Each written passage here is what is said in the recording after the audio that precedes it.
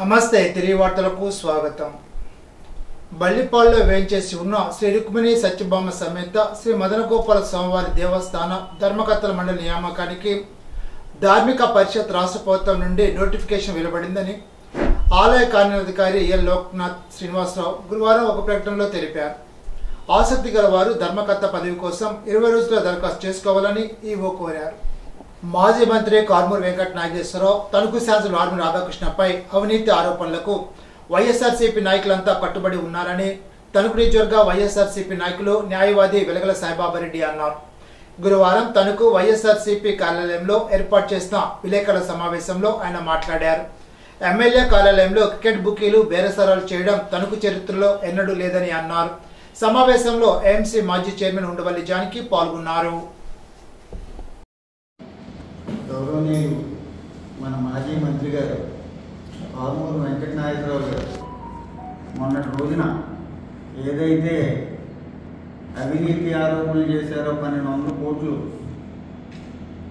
Present MLA గారు రాధాకృష్ణ గారు 1200 కోట్లు అవినీతి చేశారన్న విషయం మీద మంత్రి గారు మాజీ మంత్రి గారు ఏదైతే మాట్లాడారో ఆ మాటలకి మేమంతా నియోజకవర్గంలో వైఎస్ఆర్ పార్టీ కార్యకర్తలంతా కూడా పూర్తిగా ఆయన మాటలకి మేము అంగీకరిస్తూ ఆయన వెనకాలే ఉంటాం. అలాగే మరి ఈరోజు రకరకాలుగా మాట్లాడుతున్నారు కూటమి నాయకులు. సబ్జెక్ట్ లేకుండా బూతులు తిట్టడం, అన్నెసరీ మాటలు మాట్లాడటం ఇవన్నీ కాదు.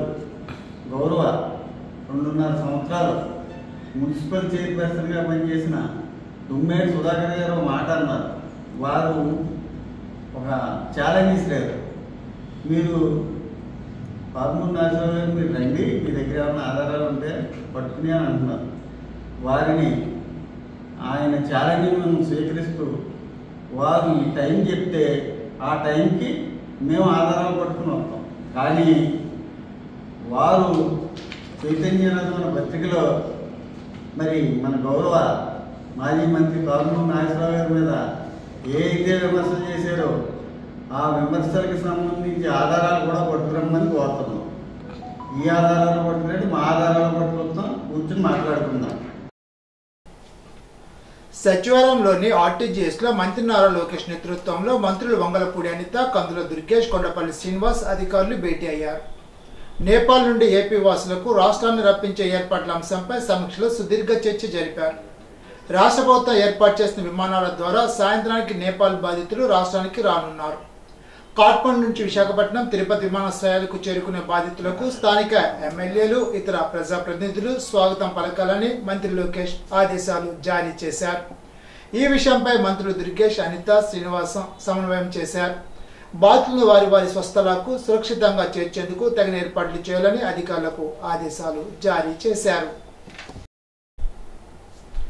మున్సిపల్ ఉద్యోగులు, కార్మికులకు రాష్ట్ర ప్రభుత్వం వెంటనే 12వ పిఆర్సీ ప్రకటించాలని మున్సిపల్ వర్కర్స్ ఫెడరేషన్ రాష్ట్ర ఉపాధ్యక్షులు బి సోమయ్య డిమాండ్ చేశారు. 11వ పిఆర్సీ కాలం పరిమితి ముగిసి 2 సంవత్సరాలు గడిచిపోయిందని, అయినా ప్రభుత్వం కొత్త పిఆర్సీని ప్రకటించకపోవడం అన్యాయమని అన్నారు. కొత్త పిఆర్సీ ప్రకటించకపోవడం వల్ల రాష్ట్రంలో గల 10 లక్షల మంది ఉద్యోగులు కోట్లాది రూపాయలు నష్టపోతున్నారని ఆయన ఆవేదన వెలిబుచ్చారు. రాష్ట్ర ప్రభుత్వం ప్రకటించే పిఆర్సీపై కాంట్రాక్ట్, అవుట్సోర్సింగ్ ఉద్యోగుల వేతనాలు కూడా ఆధారపడి ఉన్నాయని ఆయన తెలిపారు. పర్మనెంట్ ఉద్యోగులకు ఏరియర్స్, డిఏ, హెచ్ఆర్ఏ లాంటి సౌకర్యాలు ఉన్నాయని, కానీ కాంట్రాక్ట్ ఉద్యోగులకు అవేమీ వర్తించవని, అందువల్ల తక్షణమే ప్రభుత్వం పిఆర్సీ ప్రకటించి అమలు చేయాలని, దానివల్ల కాంట్రాక్ట్, అవుట్సోర్సింగ్ ఉద్యోగులకు కొంత ఉపశమనం లభిస్తుందని ఆయన తెలిపారు. నేపాల్లో నెలకొన్న పరిణామాల నేపథ్యంలో అక్కడ జరుగుతున్న అల్లర్లలో చిక్కుకొని బిక్కుబిక్కుమంటూ గడుపుతున్న 215 మంది తెలుగు వారిని స్వస్థలాలకు తీసుకురావడంలో మంత్రి నారా లోకేష్ స్పందించిన తీరును తణుకు ఎమ్మెల్యే ఆర్మీ రాధాకృష్ణ ప్రశంసించారు. నేపాల్ మారణ హోమంలో తెలుగువారు ఉన్నారనే విషయం తెలియగానే అనంతపురం పర్యటన రద్దు చేసుకున్న మంత్రి లోకేష్ సచివాలయంలోని రియల్ టైమ్ గవర్నెన్స్ సెంటర్ను వార్ రూమ్ను కమాండ్ కంట్రోల్ రూమ్గా మార్చి సహాయక చర్యలను వేగవంతం చేశారని చెప్పారు.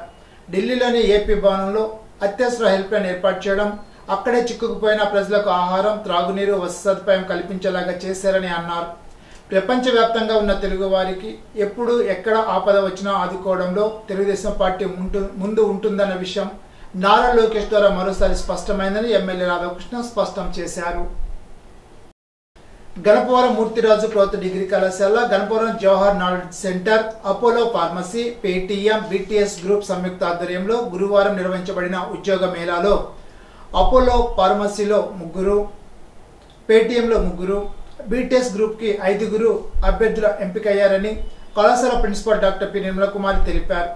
ఎంపికైన అభ్యర్థులను కళాశాల JKC coordinator doctor C Chandraradha, కళాశాల non coordinator KV Ganesh Kumar, JKC mentor IVR RK ప్రసాద్లను కళాశాల principal doctor P Nirmala Kumari అభినందించారు.